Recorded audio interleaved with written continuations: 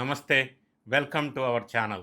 నేను రవీంద్రబాబు. రాజధాని అమరావతికి చట్టబద్ధత కల్పించే విషయంలో ప్రాసెస్ చాలా వేగవంతంగా ముందుకెళ్తున్న నేపథ్యంలో మరి చట్టబద్ధత కల్పిస్తే మళ్ళీ జగన్ రెడ్డి కానీ ఇంకా ఎవ్వరొచ్చినా రాజధానిని మార్చలేరా అన్న పాయింట్ మీద రాజకీయాలకి అతీతంగా సబ్జెక్ట్ వైజ్ అంటే లీగల్గా సాధ్యం అవుతుందా లేదా, అసలు రాజ్యాంగం ప్రకారం దీని మీద ఉన్నటువంటి సబ్జెక్ట్ ఏం చెప్తుంది, మరి గతంలో భారతదేశంలో కొత్త రాష్ట్రాలు ఏర్పడినప్పుడు వాళ్ళ రాజధాని విషయంలో తలెత్తినటువంటి అంశాలేంటి, మరి ముఖ్యంగా లీగల్ పాయింట్ ఆఫ్ వ్యూలో ఎలా ఉంది, మరి జగన్ రెడ్డి గారు లేదా వైఎస్ఆర్ కాంగ్రెస్ పార్టీ శ్రేణులు చేస్తున్న ఆరోపణలో వాస్తవాలేంటి, మరి చట్టబద్ధత కంటే ఇంకా లీగల్ పాయింట్ ఆఫ్ వ్యూలో పర్మనెంట్ సొల్యూషన్ ఏమైనా ఉందా, ఇటువంటి చాలా ఆసక్తికరమైన ఇంతవరకు ఏ తెలుగు యూట్యూబ్ ఛానల్లో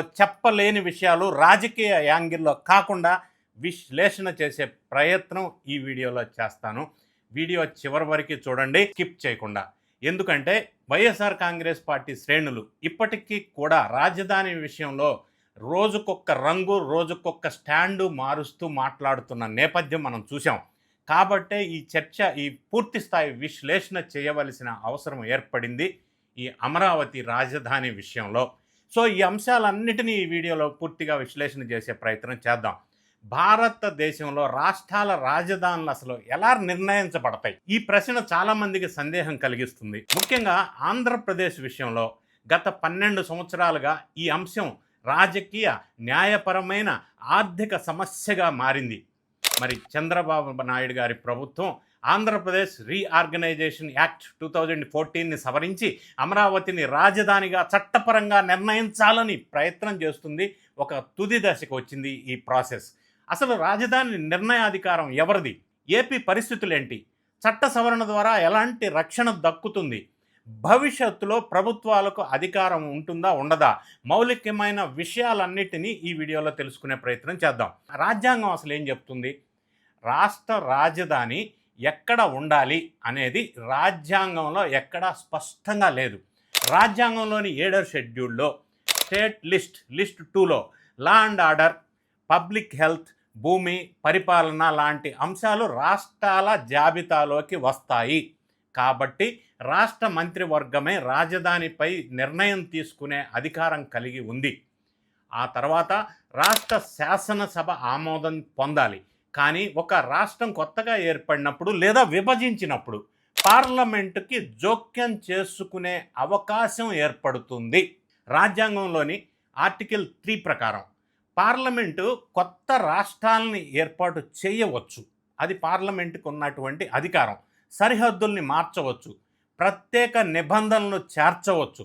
ఈ ప్రత్యేక నిబంధనలు అని వెసులుబాటు ద్వారానే రీఆర్గనైజేషన్ సమయంలో రాజధాని ఏర్పాటు కేంద్రం, రాష్ట్రం ఇద్దరి డొమైన్ అవుతుంది. ఇది 2014 ఆంధ్రప్రదేశ్ రీఆర్గనైజేషన్ యాక్ట్లో అసలు ఏముంది అనే విషయాన్ని మనం ఒక్కసారి పరిశీలించినట్టయితే చట్టంలోని సెక్షన్ 5లో ఆంధ్రప్రదేశ్, తెలంగాణ రెండిటికి హైదరాబాద్ 10 సంవత్సరాల వరకు సంయుక్త రాజధానిగా ఉంటుంది అని ఉంది.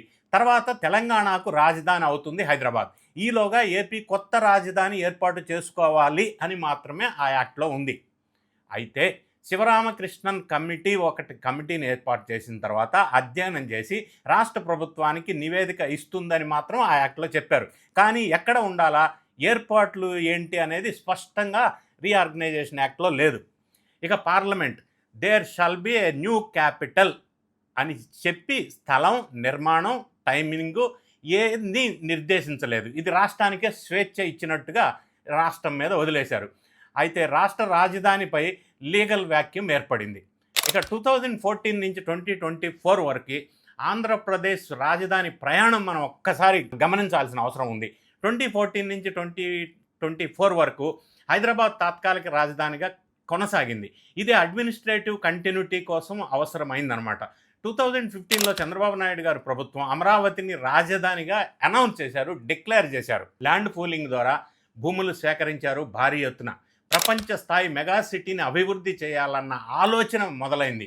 రాష్ట్ర ప్రభుత్వం ప్రణాళికలు, చంద్రబాబు నాయుడు గారి ఇమేజీ, నమ్మకంతో 33,000 ఎకరాలు రైతులు స్వచ్ఛందంగా రాజధానికి ఇవ్వటం జరిగింది. ఇది గొప్ప చరిత్ర. ఎందుకంటే ఉద్యోగాలు, అభివృద్ధి వస్తాయని చెప్పి ఆశాభావంతో ఈ రైతులంతా కూడా అంత పెద్ద ఎత్తున భూమి ఇచ్చారు. మరి ఈ సందర్భంలో జగన్ మాటలు, గారడీలు, విధ్వంస ప్రకటనలు ఎలా ఉన్నాయి అనేది ఒక్కసారి మనం ఖచ్చితంగా చూడాలి. వాళ్ళు ఏం మాట్లాడారు అనేది. 2014 ఎన్నికల సమయంలో హైదరాబాద్ని మించిన మహానగరం ఏపీలో కడతాం, ఎలా కడతామన్నది మా బుర్రలో నుంచి వస్తున్న ఆలోచనలో నుంచి కడతాం అని జగన్ రెడ్డి గారు వ్యాఖ్యానించారు.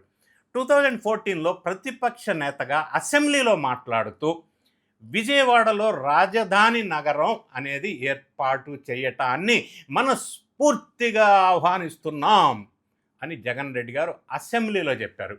ఆ తర్వాత మీడియాతో మాట్లాడుతూ రాజధానికి కనీసం 30,000 ఎకరాలైనా ఉండాలి, అది కూడా రాష్ట్రం నడి మధ్యలో ఉండాలి అని జగన్ రెడ్డి గారు అప్పుడు మాట్లాడారు మాటలు. ఇక 2019 ఎన్నికల్లో అధికారంలోకి వచ్చినటువంటి జగన్ అదే ఏడాది డిసెంబర్లో జరిగినటువంటి అసెంబ్లీ సమావేశాల్లో 3 చేతివేళ్లను ఇట్లా చూపించి బహుశా ఆంధ్రప్రదేశ్కి 3 రాజధానులు వస్తాయేమో, executive capital, legislative capital, judicial capital అని చెప్పి ఆయన అసెంబ్లీలో 3 రాజధానులు రావాల్సిన పరిస్థితి కనిపిస్తుంది అని జగన్ రెడ్డి గారు మాట్లాడిన మాటలు అసెంబ్లీలో ఇప్పటికీ మనకు గుర్తున్నాయి.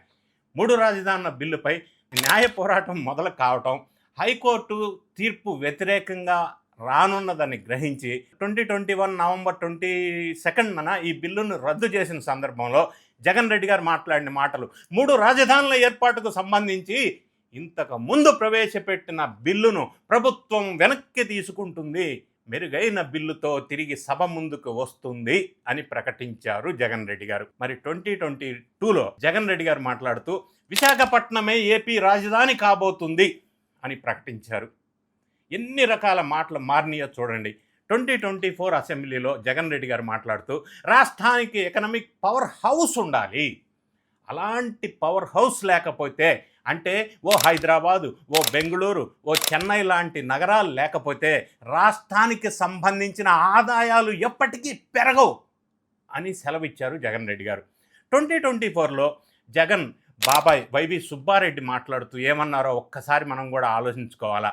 ఆయన మాట్లాడుతూ రాజధాని విషయంలో అభివృద్ధి చెందిన నగరం హైదరాబాదును రాజధానిగా కొనసాగించాలన్నది మా ఆలోచన అని వైవి సుబ్బారెడ్డి చెప్పారు. 2025 జనవరిలో వైసీపీ అధినేత మాట్లాడుతూ అంతగా కావాలంటే నాగార్జున యూనివర్సిటీలోనో లేదా విజయవాడ గుంటూరు మధ్యలోనో ఒక 500 ఎకరాలు తీసుకొని అందులో రాజధాని నిర్మించవచ్చు, అది ఏ బిల్డింగ్ పెట్టినా సరిపోద్ది, ఒక చిన్న సైజులో కట్టవచ్చు అని ఏపీ ప్రభుత్వానికి ఆయన ఒక సలహా ఇచ్చారు. 2025 సెప్టెంబర్లో జగన్ మాజీ సలహాదారుడు, సకల శాఖ మంత్రిగా ఉన్నటువంటి సజ్జల రామకృష్ణారెడ్డి మాట్లాడుతూ 2019 ఎన్నికలకు ముందు జగన్ ఇక్కడ ఇళ్ళు కట్టారు అంటే అమరావతి ఉన్నదన్నే, అమరావతి ఇక్కడే ఉంది, అందుకే జగన్ రెడ్డి గారు ఇక్కడ ఇల్లు కట్టారు అని సజ్జల రామకృష్ణారెడ్డి గారు అప్పట్లో సెలవిచ్చారు. 2019లో జగన్మోహన్ రెడ్డి ప్రభుత్వం పరిపాలన వికేంద్రీకరణ, సమాన అభివృద్ధి పేరుతో 3 రాజధానుల ఆలోచన తీసుకొచ్చారు. ఇక రైతులు, ప్రజా వ్యతిరేకత, న్యాయ పోరాటాలు జగన్ నిర్ణయం అమలు కాకుండా అడ్డుకునే పరిస్థితి ఏర్పడింది. కానీ అమరావతి గ్రాండ్ ప్రాజెక్ట్ మాత్రం ఆగిపోయింది. ప్రపంచ స్థాయి నగరంపై నమ్మకం సడలి ఇన్వెస్టర్స్ వెనకడుగు వేసేలా చేసింది. తర్వాత మళ్ళీ చంద్రబాబు నాయుడు గారి నేతృత్వంలో ఎన్డీఏ రెండోసారి ప్రభుత్వం ఏర్పడి రాజధాని ప్రాజెక్ట్ మళ్ళీ పట్టాలెక్కించే ప్రయత్నం ప్రారంభించింది. కానీ ఈ 10 సంవత్సరాలు ఆంధ్రప్రదేశ్ రాజధాని కేవలం అడ్మినిస్ట్రేటివ్ సమస్యే కాదు, రాజకీయ, న్యాయపరమైన, సామాజిక సంఘర్షణగా మారింది. రైతులు, ఉద్యోగులు, పెట్టుబడిదారులు, రాజకీయ పార్టీలు అన్నీ కూడా ఈ రాజధాని అంశం చుట్టూనే తిరుగుతూ ఉన్నాయి. ప్రస్తుతం సవరణ ప్రతిపాదన ఏంటి అనే విషయాన్ని మనం పరిశీలించినట్టయితే ఇక 2026 మార్చి 28న ఆంధ్రప్రదేశ్ ప్రభుత్వం రీఆర్గనైజేషన్ యాక్ట్ సెక్షన్ 5ని సవరించాలని చెప్పి కేంద్రానికి ఒక తీర్మానం కూడా ఆల్రెడీ పంపించేశారు, రిజల్యూషన్ కాపీని. ఆంధ్రప్రదేశ్ కొత్త రాజధాని ఉండాలి, అనే వ్యాఖ్యాన్ని ఆంధ్రప్రదేశ్ అమరావతి వద్ద ఆంధ్రప్రదేశ్ రాజధాని ఏర్పాటు చేయాలి అనేది అందులో చిన్న ప్రతిపాదన మాడిఫికేషన్ చేశారు. ఈ తీర్మానం మెయిల్ ద్వారా పంపించారు, హార్డ్ కాపీ కూడా కేంద్రానికి పంపించారు. తర్వాత పార్లమెంట్ ఈరోజు దాన్ని ఆ బిల్లు పాస్ చేస్తుంది. లోక్సభ తర్వాత రాజ్యసభ రెండు పాస్ అయిపోయిన తర్వాత అది రాష్ట్రపతి ముద్ర పడిన తర్వాత అది గెజెట్ రిలీజ్ అవుతుంది. ఇక అమరావతి ప్రాజెక్ట్ పునరుద్ధరించడం, పెట్టుబడులు ఆకర్షించటం, అనిశ్చితి తొలగించటం, రైతులకు ఉద్యోగులకు బ్యూరోక్రసీకి స్పష్టమైన సంకేతం ఇవ్వటం కోసం గతంలో పాలసీ ఈ మార్పులు జరిగాయి. కాబట్టి ఇప్పుడు చట్టపరమైన భద్రత కావాలి అని ప్రభుత్వం భావిస్తుంది. కాబట్టి ఈ సవరణ భవిష్యత్తులో ప్రభుత్వాలను ఎంతవరకు కట్టడి చేయగలదు, మరి ప్రభుత్వాన్ని ఇది కట్టడి చేయగలదా అన్న విషయాన్ని కూడా మనం డిస్కస్ చేద్దాం. రాజధాని ఏర్పాటును కేంద్రం చట్టపరమైన ఏపీ రీఆర్గనైజేషన్ యాక్ట్ 2014లో భాగం చేయటం ద్వారా భవిష్యత్తులో రాష్ట్రం ఒంటరిగా రాజధానిని మార్చలేదు. ఒక రాష్ట్రం దాని అంతటా అది మార్చలేదు. పార్లమెంటు మళ్ళీ సవరణ ద్వారా మాత్రమే మార్చవలసి ఉంటుంది. దీనికి ఎలా మార్చాలంటే పార్లమెంట్లో మెజారిటీ సభ్యుల ఆమోదం అవసరం అవుతుంది. అంటే 2029 తర్వాత సపోజ్ కొత్త ప్రభుత్వం ఏదన్నా వచ్చి రాజధాని మార్చాలనుకున్నా కూడా ఏకపక్షంగా మార్చటం కష్టం. భవిష్యత్తు రాష్ట్ర ప్రభుత్వాలు రాజకీయంగా కేంద్ర ప్రభుత్వాన్ని ఒత్తిడి చేసి మళ్ళీ దీన్ని సవరణ తీసుకురావచ్చు. కాబట్టి అది అమరావతిని పర్మనెంట్ చెయ్యలేదు, మళ్ళీ మార్చొచ్చు. కానీ మార్చడానికి రాజకీయంగా న్యాయపరంగా దీన్ని కొద్దిగా కాంప్లికేట్ చేస్తుంది. ఇది చట్టపరమైనటువంటి స్థిరత్వం, పెట్టుబడిదారులకి నమ్మకం కలిగేటట్టు చేస్తుందన్నమాట. రాష్ట్రంలో అధికారాలను కేంద్రానికి ఏమన్నా ఎలా చేయటం వల్ల అప్పగిస్తుందా అన్న విషయం మీద ఈ రెండు అభిప్రాయాలు వ్యక్తం అవుతున్నాయి మనకి. ఒకటి, రాజధాని నిర్ణయం రాష్ట్రం చేతుల్లోనే ఉండాలి, కేంద్రం చేతికి ఇవ్వటం సరికాదు అనేది. ఇక రెండో మాట ఏం వినిపిస్తుందంటే రాజధాని విషయంలో దీర్ఘకాలిక అంటే లాంగ్ టర్మ్ స్థిరత్వం కావాలి. ప్రభుత్వాలు పదే పదే రాజధానిని మార్చడం వల్ల అభివృద్ధి ఆగిపోతుంది, కుంటుపడిపోతుంది. కాబట్టి తాజా ప్రయత్నం ఒక తక్కువ ఫ్లెక్సిబిలిటీ ఇచ్చి ఎక్కువ స్థిరత్వం తీసుకువచ్చే ప్రయత్నం చేస్తున్నట్టుగా చెప్పవచ్చు. ఇక ఇతర రాష్ట్రాల విషయాన్ని ఉదాహరణలు మనం పరిశీలించినట్టయితే ఏం జరిగిందనేది భారతదేశంలో 1966లో పంజాబ్ రీఆర్గనైజేషన్ యాక్ట్లో చండీగఢ్, పంజాబ్, హర్యానా ఈ రెండింటికి కూడా సంయుక్త రాజధానిగా చేశారు. కేంద్రపాలిత ప్రాంతంగా ఉంది. ఆ తర్వాత హర్యానా తన సొంత రాజధానిని కట్టాలని చెప్పి ఆశించింది హర్యానా. కానీ ఇప్పటికీ అది జరగలేదు, అది వేరే విషయం. ఇతర రాష్ట్రాలు మనం చూసినట్టయితే ఛత్తీస్గఢ్ కానీ, జార్ఖండ్ కానీ, ఉత్తరాఖండ్ లాంటి రాష్ట్రాలు రాజధానులు అనేది రాష్ట్రాలే నిర్ణయించుకున్నాయి. ఇక అమరావతి విషయంలో కేంద్రం చట్టంలో స్పష్టంగా పేరు పెట్టడం అనేది ఇప్పుడు ఈ రిజల్యూషన్ అనేది ట్రెండ్ సెట్టింగ్ కావచ్చు. ఈ మార్పుతో వచ్చే రిస్క్ ఏమన్నా ఉందా అన్న విషయాన్ని మనం ఒక్కసారి పరిశీలించినట్టయితే ఈ సవరణ రాష్ట్ర శాసనసభ అధికారాలని పరిమితం చేస్తుంది అని కోర్టులో కొంతమంది సవాలు చేయవచ్చు ఫ్యూచర్లో. ఇది న్యాయపరమైన వివాదం కూడా క్రియేట్ చేసే అవకాశం ఉంది. ఇక భవిష్యత్తులో ప్రభుత్వాలు ఈ నిర్ణయాన్ని వ్యతిరేకించి వారు కేంద్రంతో పరపతితో మళ్ళీ పార్లమెంట్లో చట్టం చేసి మార్పు తీసుకురావచ్చు. ప్రాంతీయ అసమానతలు ఉన్నాయంటూ రాయలసీమ, ఉత్తరాంధ్ర మళ్ళీ రీజనల్ ఫీలింగ్స్ లేవనెత్తి రాజకీయం చేసే అవకాశం కూడా మనం కాదని అనలేం. అయితే కేంద్రం జోక్యం దీనివల్ల ఎక్కువగా పెరిగే అవకాశం ఉంది అన్న వాదనలు కూడా వినిపిస్తూ ఉన్నాయి. ఇక వైఎస్ఆర్ కాంగ్రెస్ పార్టీ ఒక ప్రధానమైన ఆరోపణ చేస్తుంది. దాన్ని నేను క్లారిటీ ఇచ్చే ప్రయత్నం చేస్తా. అసెంబ్లీ భేటీ అయింది కానీ మండలిలో ఎందుకు పెట్టలేదు ఈ రిజల్యూషన్ అని నిప్పులు జరుగుతూ ఉన్నారు వైఎస్ఆర్ కాంగ్రెస్ పార్టీ వాళ్ళు. అసలు మండలిలో హాజరుపరచకుండా అసెంబ్లీలో చేసే తీర్మానాలకు చట్టబద్ధత ఉంటుందా? పెద్దల సభకు విలువ లేదా? మండలిని ఎందుకు కొలువు తీర్చలేదు అని వైఎస్ఆర్సీపీ వాళ్ళు వ్యాఖ్యానిస్తున్నారు.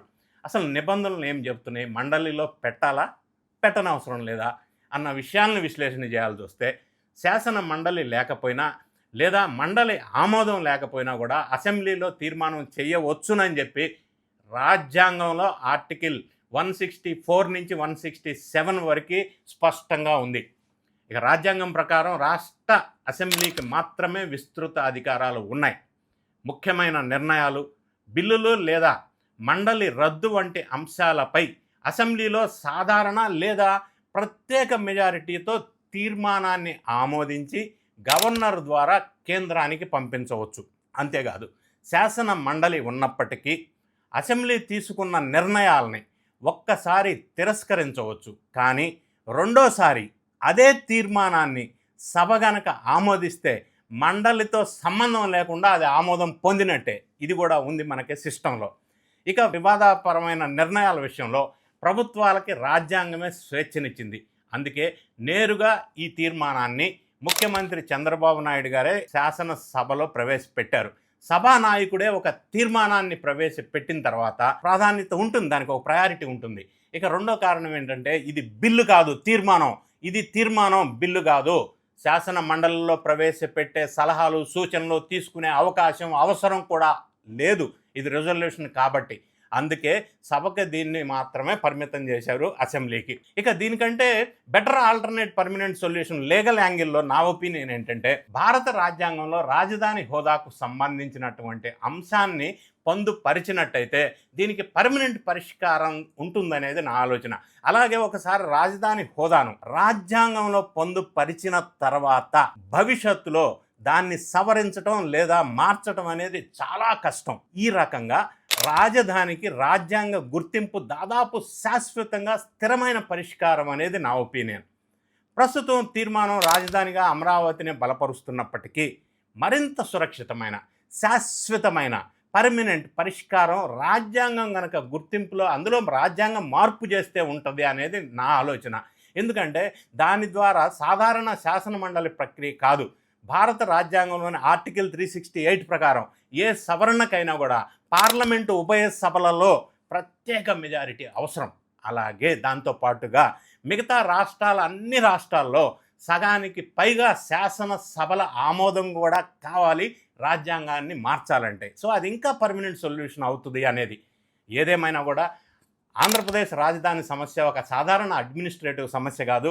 ఇది ఒక రాజకీయ ఆకాంక్షలు, రైతుల ఆశలు, ఆర్థిక అభివృద్ధి, ఫెడరల్ సంబంధాలు అన్నిటినీ ముడిపెట్టినటువంటి ఒక సంక్లిష్టమైనటువంటి అంశం.